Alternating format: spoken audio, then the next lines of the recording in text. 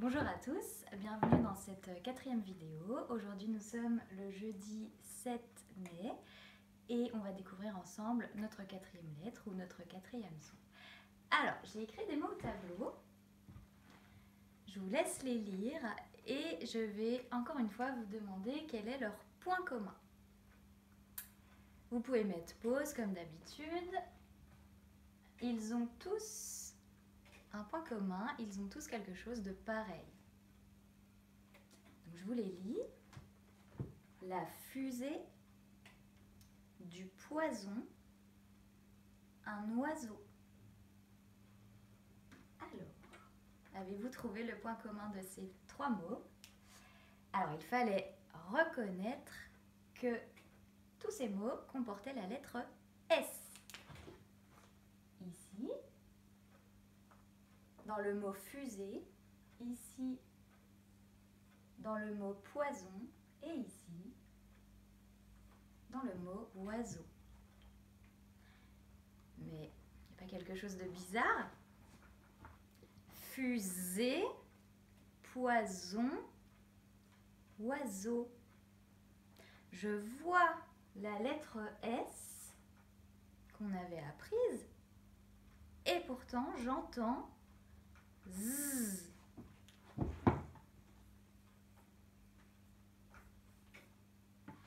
Je ne dis pas la fusée, mais la fusée.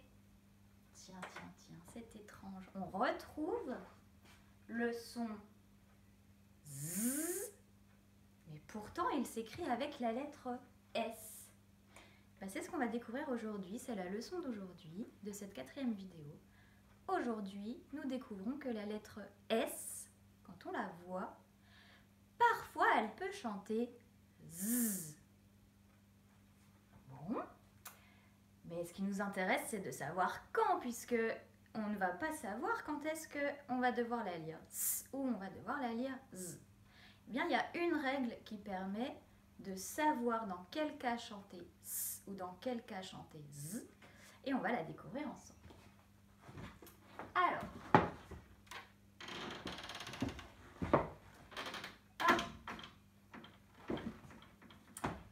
je vous propose de prendre votre ardoise ou une feuille de brouillon que vous allez séparer en deux. D'un côté de la feuille de brouillon ou de votre ardoise, vous allez écrire le mot oui, et de l'autre côté, vous allez écrire le mot non. Et on va jouer à un jeu d'écoute. Je vais vous lire chacun de ces mots, et à chaque fois que je lirai un mot, vous me direz avec votre ardoise ou avec votre feuille, oui, j'entends le son S de serpent, ou non, je n'entends pas le son S de serpent. Et à partir des mots où on entend S ou des mots qu'on n'entend pas S, on réussira à trouver ensemble quelle est la règle qui permet de ne plus se tromper à la lecture. On y va. Alors, premier mot, un bison. Est-ce que j'entends S dans bison? Non, sinon ça ferait bisson. Je n'entends pas S alors que je vois la lettre S. Deuxième mot, est-ce que j'entends S dans poste? Poste. Oui. Je vois la lettre S et j'entends S. Une usine. Usine. Non, j'entends Z. Et pourtant, je vois la lettre S encore une fois. Un bus. Oui. Je vois la lettre S et j'entends S. Du poison. Du poison. Non, je n'entends pas. Hop. Et enfin, un castor. Un castor. Je l'entends bien. Il fallait me montrer le côté. Oui. Donc, les petits malins ont déjà remarqué que j'avais séparé en deux familles les mots. Les mots bleus où je vois la lettre S et pourtant j'entends Z. Et les mots en noir où je vois la lettre S et j'entends S, comme ce qu'on avait appris jusqu'à maintenant. Donc ce qui va nous intéresser aujourd'hui, ce sont ces mots bleus. Pourquoi ces mots bleus et ceux que je vous ai montrés tout à l'heure? Pourquoi est-ce que je les lis avec Z alors que je vois la lettre S? Ils ont tous un point commun. Je vous laisse réfléchir, vous pouvez mettre pause ou sinon je vous donne la réponse. Alors, tous ces mots bleus, ici ou ici, ont tous, à côté de la lettre S, donc juste avant elle et juste après elle, une voyelle. Est-ce que vous vous rappelez ce qu'est une voyelle? Bien, une voyelle, ce sont toutes les lettres qui ont un toit vert. Alors nous, elles sont affichées dans la classe, mais je vais vous les rappeler au cas où. Les voyelles, ce sont les lettres A, E, I, O, U.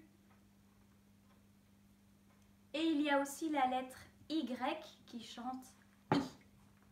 Hop, je la rajoute ici. A, E, I, O, U.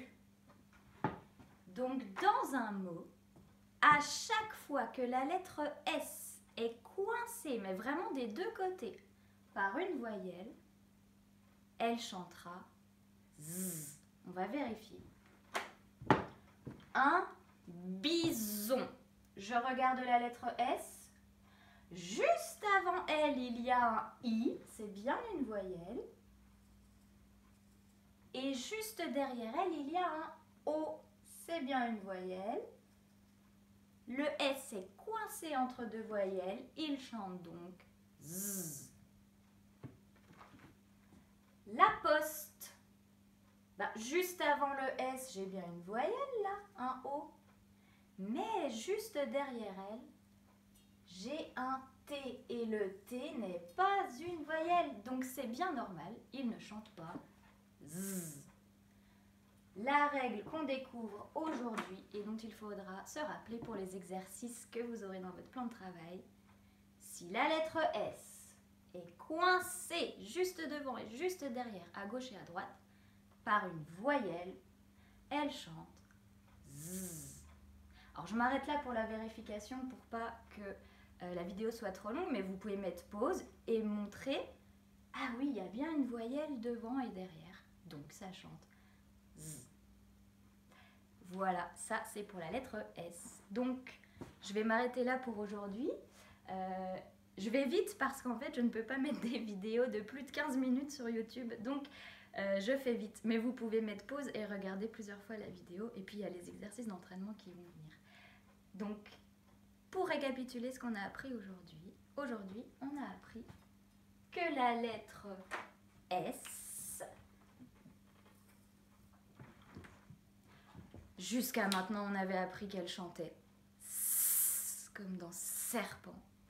Et bien aujourd'hui on découvre que si elle est coincée à gauche et à droite entre deux voyelles, elle chante Z.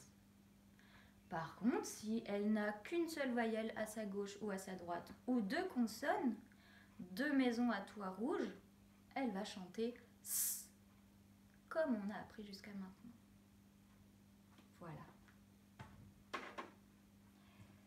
Voilà. Voilà. Si vous avez des questions, n'hésitez pas à m'envoyer un mail pour me les poser. Je vous souhaite bon travail, votre plan de travail. Il y a plus d'exercices, hein, mais on reprend un rythme un peu plus soutenu. J'espère que c'est bien compris, que les autres sont aussi. Il ne faut vraiment pas hésiter à m'écrire. Voilà. Je vous souhaite bon travail et puis je vous dis à lundi pour la prochaine vidéo.